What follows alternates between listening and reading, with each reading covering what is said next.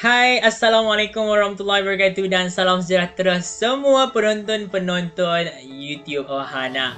Okay, baik. Untuk kali ini, saya akan kongsikan kepada anda 5, okay? Bukan 1, bukan 2, tapi 5 add-on yang menarik, yang best, yang perlu ada dalam Google Form anda sekiranya anda seorang pendidik ataupun anda seorang yang membuat kertas soalan maupun anda seorang pelajar yang baik hati nak buat soalan-soalan kuis kepada rakan-rakan anda.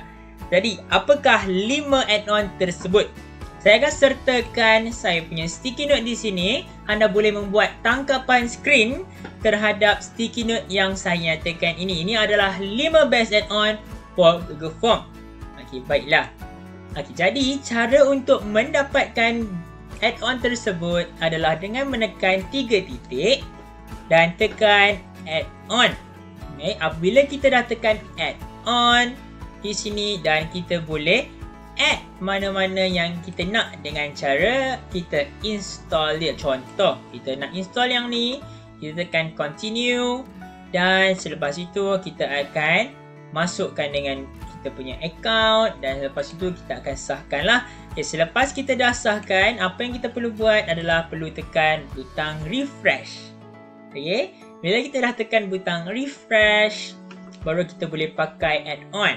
Add-on ni yang berada di sini, yang berbentuk puzzle. Kalau anda tak pernah ada add-on anda bentuk puzzle ni tak akan muncul. Contoh dalam sini, dalam Ohana. Ya, dalam Ohana tak ada sebarang add-on lagi. Jadi simbol add-on tak akan muncul. Tapi saya menggunakan email peribadi saya. Di bahagian add-on, saya nampak ada add-on dan saya boleh tekan. Contoh yang pertama, kita nak tengok email notification for Google Form.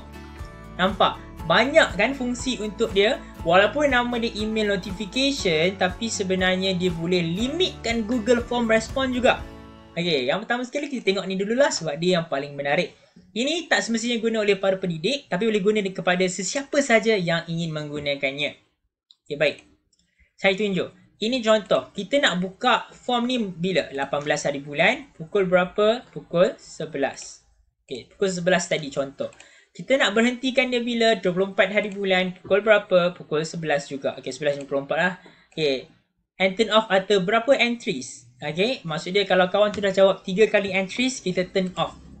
Okey, ataupun kita nak dia form ni muncul hari keberapa je. Contoh, kita ada program yang sama, kita nak pakai Google Form yang sama. Jadi, kita kena pakai yang ni lah. Alright, so between choose date. Contoh, ini untuk kalau nak ambil kehadiran pelajar. Nak ambil kehadiran pelajar pun boleh pilih ni, choose date. Contoh, Monday yang Tuesday. Pukul berapa? Kelas tu pukul berapa? Kelas pukul 11. Okey, kelas pukul 11 kita set. Okey, lepas tu kita save contohnya lah. Okey. Response code should be at least 3. Okay, at least 3. So, kita letak 2. Save. Tak boleh. Dia kena at least 3. Maksud dia kita kena letak 4. At least kurang-kurangnya lah.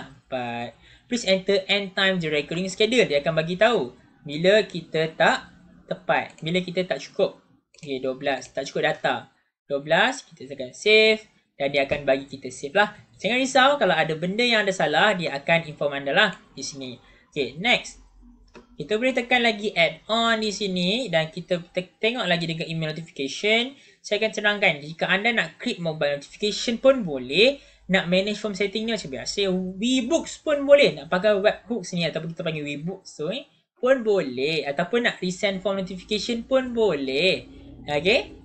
Dan sekarang saya nak tunjuk create email notification. Maksud create email notification ni adalah apabila orang tu akan apabila ada saja Google Form yang baru diisi, dia akan send kepada kita email notice kepada owner. Okay, untuk cerita berapa orang yang dah hantar dan sebagainya. Kita boleh set masa kita GMT 8.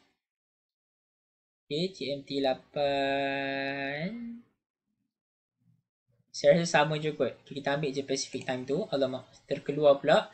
Kalau terkeluar jangan risau, tekan saja add-on balik, tekan je email notification, tekan je balik create email notification, kita tunggu dia loading balik.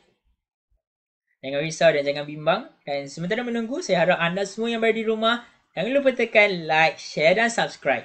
Okay. Dan ini anda boleh pakai satu hari 400 orang saja anda boleh terima email tu lah. Jadi macam mana nak notify email mana dan sebagainya lah, specify date dan sebagainya, kita boleh update. Alright.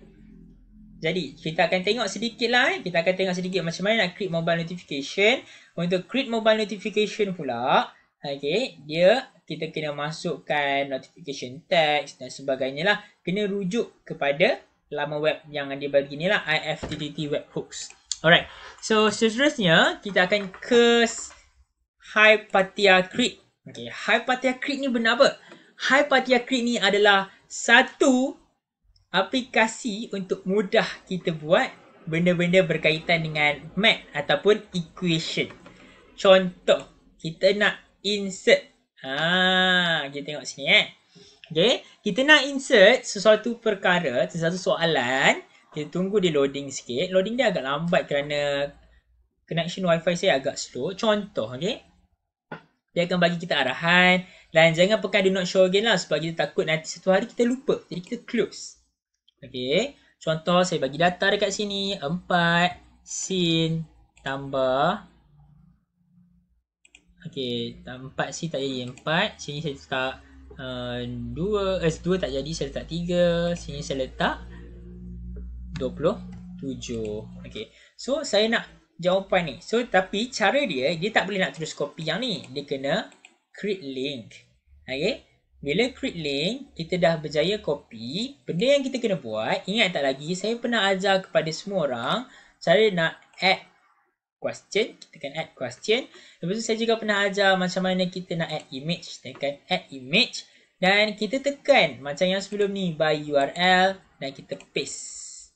Dan bila kita paste, soalan akan keluar. 4 darab cubic of 27. Ni kita boleh ubah dia jadi center. Okay. So bila kalau kita preview, kita boleh tengok dia muncul. Okay. Dan dia akan muncul dekat bahagian bawah ni. Oh, ini sebabkan tadi kita closekan dia kan. Okay, kita okeykan je. Okay, tak apa. Alright. So, selain pada itu juga, kita boleh tengok lah macam-macam lagi lah yang ada dekat dalam tu. Contoh, saya akan tunjukkan dekat sini lah. Supaya anda boleh lebih faham apa yang ada dekat dalam yang tadi tu. Hypatia tadi. Okay, dalam Hypatia tadi. Mana dia Hypatia? Tak muncul. Hypatia. Hypatia Create. Dalam Hypatia Create ni, kita ada macam ni lah. Apa yang akan ada, saya tunjuk melalui sini. Dia boleh masukkan dan sebagainya. Anda juga boleh membaca setiap tutorial-tutorial yang dia kata boleh buat ayat dan lain-lain. Seterusnya, kita akan tengok kepada yang ketiga. Okay, yang ketiga ialah, kita dah terjangka satu. Yang seterusnya adalah form limiter. Okay, form limiter. Untuk form limiter ni, kadang-kadang dia tak berjaya nak pakai, kita refresh je dia. Jadi kita pakai je dia, kita tekan dekat add-on.